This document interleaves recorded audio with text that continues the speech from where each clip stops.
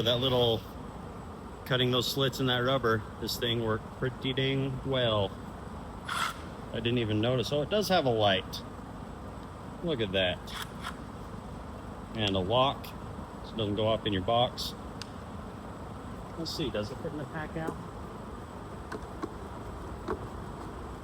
Certainly does. They take those magnets out, lay down in there. Look at that.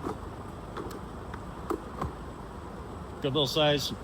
I don't know the price. I'll post it somewhere. Maybe down in the description. Might have to go get one of these for myself. This is my father-in-law's. He just let me borrow it for this little project.